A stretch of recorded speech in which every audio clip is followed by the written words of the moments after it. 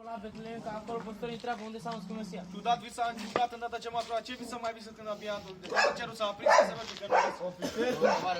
Ce veți aflat?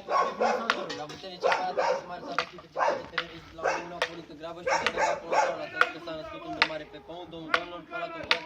Însă la această întrebare nimeni nu se întreabă. Vezi, caută și pe a doi de să nu știe sunt, de unde sunt și caută pe acest om fără la voi de la mine. Fraților, zi războiți, dacă bine să vă știați, o să ne apă la Erod împărat, că acolo s-a aflat scuza. Mările tu celelalte, toate stelele lăsate, saltă cerul și pământul, lăudă toți cuvântul, la toți oamenii să fie de acum până în vecie. Cine este voi de unde vezi încotro acolo? Eu zic că am mersul la războit, am venit în meu, ce mi s-a aflat să după mare, domnul, fratul, Nu mă mai tare că nu se rupe, mă.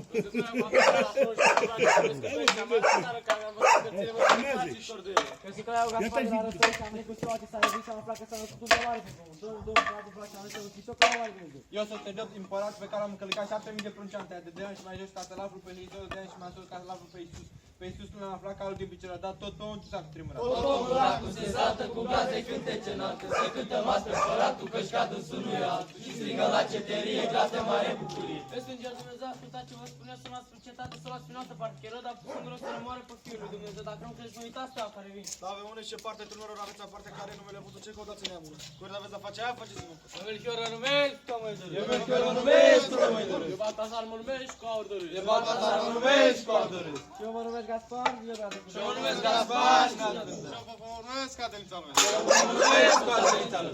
Oi, Adeu, împărate, te-ai oprit de răutate, cu răutățile tale ai umplut lumea deja. Cine rău și blestemat, bine tu faci păcat. Ce să le pedepsești pe mamele românești.